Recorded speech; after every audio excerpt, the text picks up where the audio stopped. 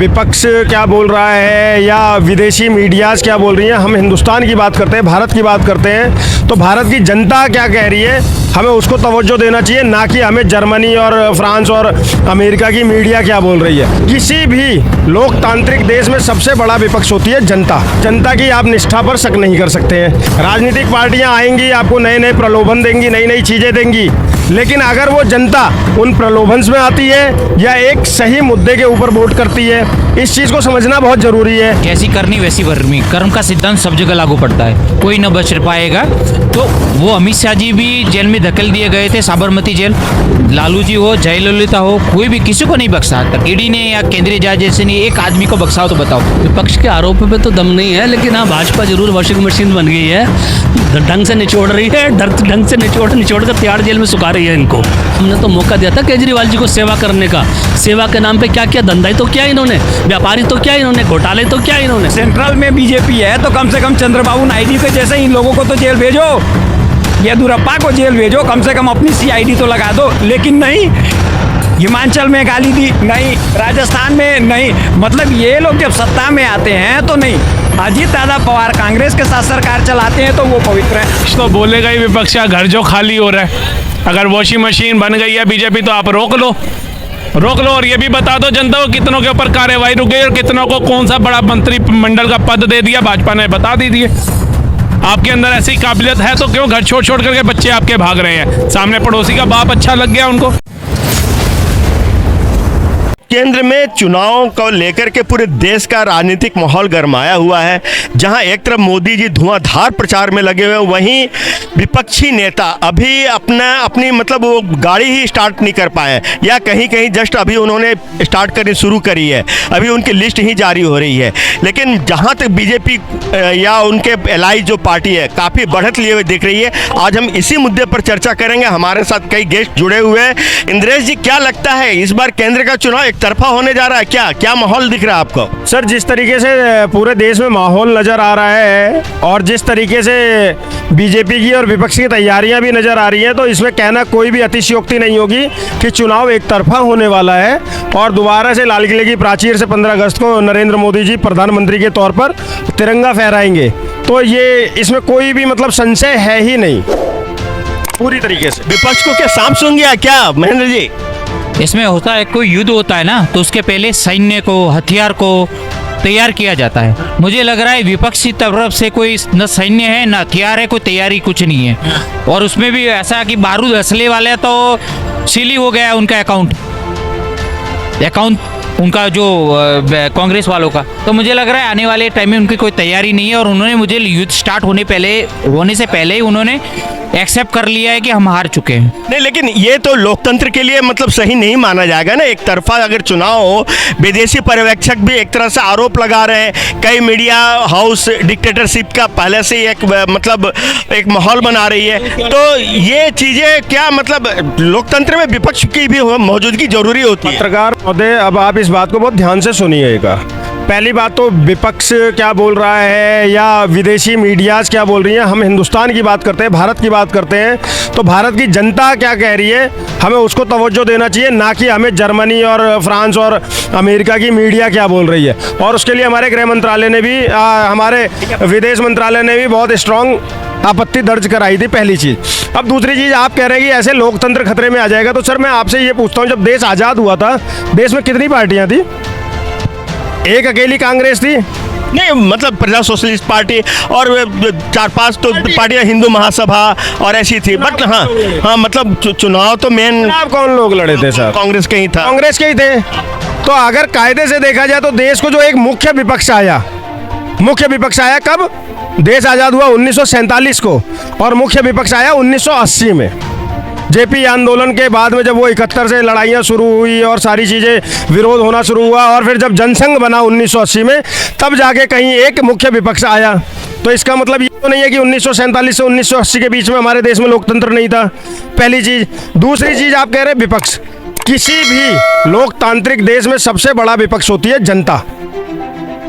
समझ रहे हैं? सबसे बड़ा विपक्ष है जनता।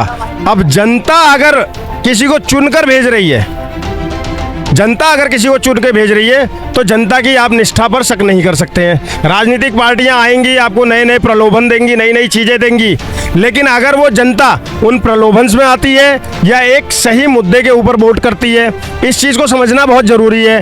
और नरेंद्र मोदी के पास जो विज़न है, तो हमने ये 10 साल में विकास की बयार देखी है जो धरातल पर आया है। इससे पहले, और मैं ये बात ऐसे ही नहीं बोल रहा हूँ, आज मैं आपको IIT, एम्स और रेलवे की ही बात नहीं करूँगा। आज आप किसी भी दिल्ली से बाहर चले जाइए, हाईवेज बने हुए हैं। आज से 10 साल पहले कितना बुरा हाल था।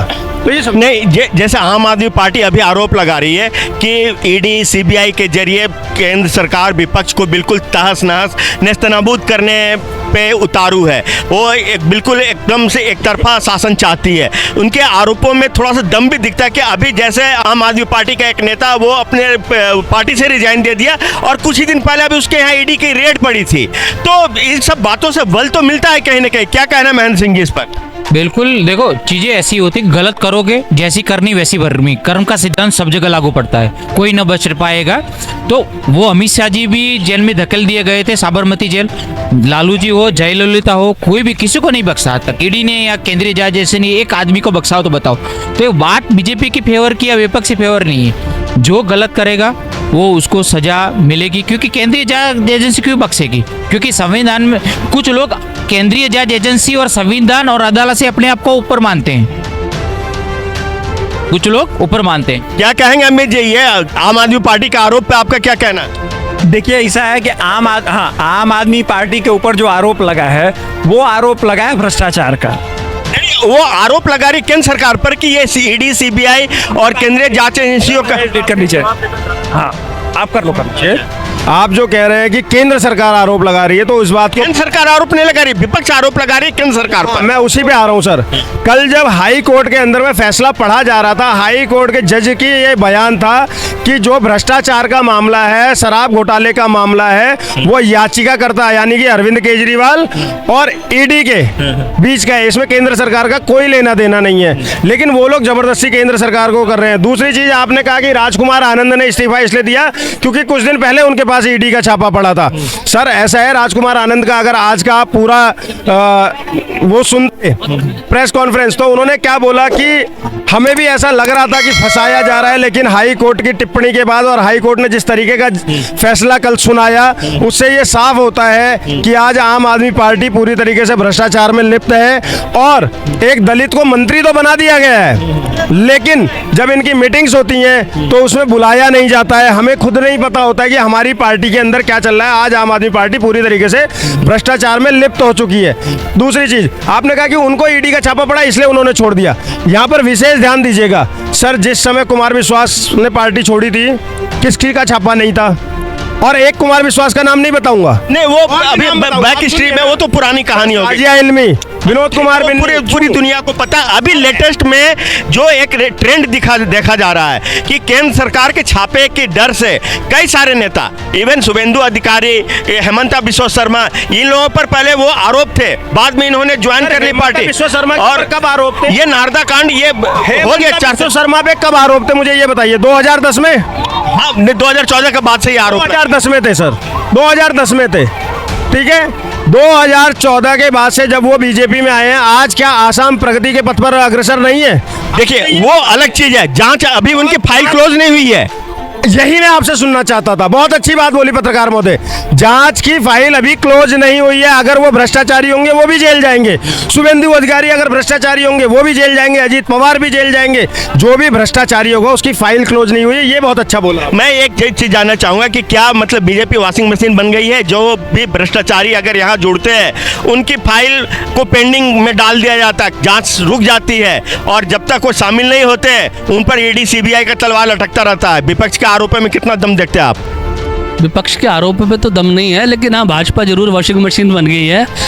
ढंग से निचोड़ रही है, ढंग से निचोड़ कर तिहाड़ जेल में सुखा रही है इनको। तो ऐसी मशीन जो ढंग से निचोड़े भ्रष्टाचारियों को और तिहाड़ जेल में, नहीं, लेकिन राजनीतिक फायदे के लिए उसका इस्तेमाल करे, ये कहाँ तक जायज है?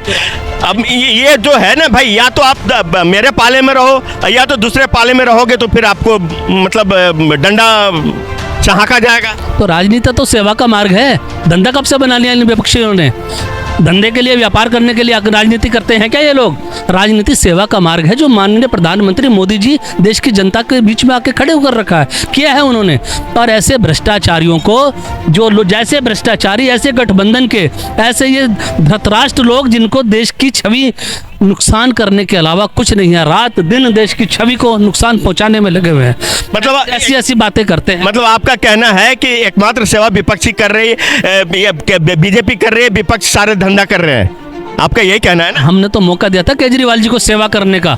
सेवा के नाम पे क्या किया? धंधा ही तो किया इन्होंने, व्यापारी तो क्या इन्होंने, घोटाले तो क्या इन्होंने। क्या कहेंगे? देखिए, ब्रेन वॉशिंग की एक लिमिट होती है, तो हमारे देश में ब्रेन वॉशिंग इतनी है कि वो लिमिट से ज़्यादा हो गई है, तो उस पर मैं क्या बोलूं। अभी आप बोल रहे थे जी बीजेपी वॉशिंग मशीन है, सारे भ्रष्टाचारी भाजपा में आ जाते हैं। भैया ये बताइए, बीजेपी में नरेंद्र मोदी जी की 12 साल मुख्यमंत्री रहे हैं, कांग्रेस की सरकार थी, शिवराज सिंह चौहान रहे। मुझे आप ये बताइए, कर्नाटका में, हिमाचल में क्या इन लोगों को एक भी आदमी नहीं मिला बीजेपी का भ्रष्टाचारी जिसको ये अरेस्ट कर सके? नहीं, ये तो पहले से तुम भी खाओ हम भी खाओ यही कहते हैं, यही करते आ रहे थे।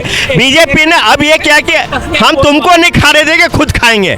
हाँ, अब बताइए भैया, आप सेंट्रल में बीजेपी है तो कम से कम चंद्रबाबू नायडू के जैसे इन लोगों को तो जेल भेजो, येदुरप्पा को जेल भेजो, कम से कम अपनी CID तो लगा दो। लेकिन नहीं, हिमाचल में गाली दी नहीं, राजस्थान में नहीं। मतलब ये लोग जब सत्ता में आते हैं तो नहीं। अजीत दादा पवार कांग्रेस के साथ सरकार चलाते हैं तो वो पवित्र हैं। अब आपके वॉशिंग मशीन पे मैं 2 सिंपल सा एग्जांपल देता हूँ। नारदा शारदा घोटाले के सबसे बड़े आरोपी हैं मुकुल रॉय, ममता बनर्जी के दाहिने हाथ। जब वो भाजपा में आए थे तब तो किसी ने नहीं कहा था, तब तो ED CBI से भी किसी ने आरोप नहीं लगाया। उसके बाद बंगाल में चुनाव हारने के बाद वो उसके क्या बोलते हैं, भाजपा से निकल के फिर से ममता बनर्जी के पास चले गए। जो भाजपा में आया था, भाजपा छोड़ के ममता बनर्जी के पास चला गया, उसको ना ED का डर है, ना CID का डर है, कुछ नहीं। तब मीडिया चुप हो जाती है। अब रुकिए, चौधरी वीरेंद्र सिंह बाप बेटा बीजेपी छोड़ के कांग्रेस में चले गए, उनके ऊपर ED CID ये नहीं होती है। खाली केवल अजीत दादा पवार, मुलायम सिंह यादव, लालू यादव, जयललिता और मतलब जिनके ऊपर 25 सालों से केस चल रहा है, उनके खिलाफ कार्रवाई हो रही है, तो उसमें बीजेपी वॉशिंग मशीन बन गई। राहुल जी, क्या कहना है विपक्ष के इस आरोप का कि बीजेपी वॉशिंग मशीन बन गई है इन दिनों? विपक्ष तो बोलेगा ही, विपक्ष का घर जो खाली हो रहा है। अगर वॉशिंग मशीन बन गई है बीजेपी तो आप रोक लो और ये भी बता दो जनता को कितनों के ऊपर कार्रवाई रुक गई और कितनों को कौन सा बड़ा मंत्रिमंडल का पद दे दिया, भाजपा ने बता दीजिए। आपके अंदर ऐसी काबिलियत है तो क्यों घर छोड़ करके बच्चे आपके भाग रहे हैं? सामने पड़ोसी का बाप अच्छा लग गया उनको? नहीं, वो डर तो लगेगा ना भाई। अब केंद्र में जब सरकार जिसकी हो तो वो भाई अपनी जान बचाने के लिए तो फिर उधर पाला बदलेंगे ही वो। तो तेलंगाना, कर्नाटका, हिमाचल में भाजपा के जितने MLA हैं, जितने सांसद हैं, वो क्यों नहीं छोड़ करके भाजपा कांग्रेस में जा रहे? बता दीजिए। अगर आपको लगता है भाजपा करप्ट पार्टी है, भाजपा के सांसद करप्ट हैं, विधायक करप्ट हैं, तो हिमाचल, तेलंगाना, कर्नाटका में भी होंगे। उनके ऊपर CBI, ED जांच क्यों नहीं कर रही? या आप मान लो कि वो निर्दोष हैं और स्पष्ट छवि के हैं।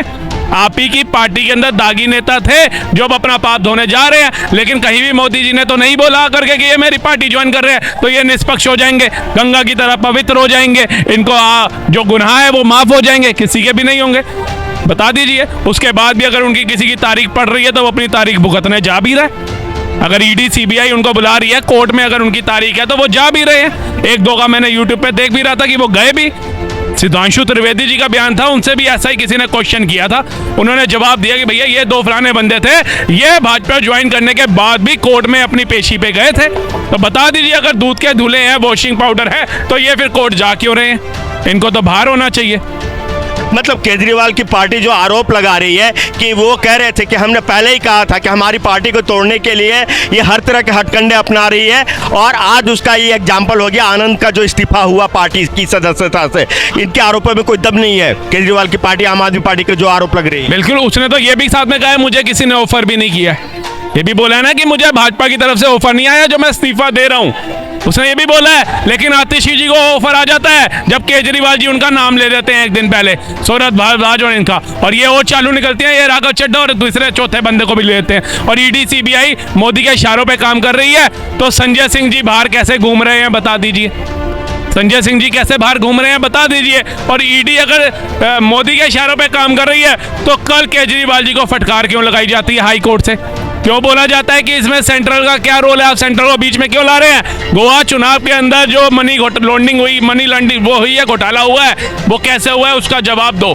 ईडी के पास सबूत हैं, इसलिए आपको कार्रवाई के लिए अंदर रखा गया है। अगर आप निर्दोष होते तो आपको बाहर निकाल दिया जाता। हमें शौक नहीं है, बड़ी पता ऐसी फटकार लगाई है, मैं देख रहा था आज तक किसी मुख्यमंत्री को नहीं होगी। चलिए ये रहे लोगों के विचार, जो विपक्ष का आरोप है कि बीजेपी एक वॉशिंग मशीन बन गई है। लोगों का कहना है कि ये विपक्ष तो कहते रहती है, इनके आरोपों में कोई दम नहीं है। आप क्या इनकी बातों से सहमत है या सहमत नहीं? आप अपनी राय कमेंट बॉक्स में लिखें। और अगर आपको ये डिबेट और डिस्कशन पसंद आ रहा है तो हमारे चैनल को लाइक और सब्सक्राइब जरूर करें। आप देख रहे हैं देश प्रथम न्यूज और मैं आपका दोस्त ज्ञान प्रकाश।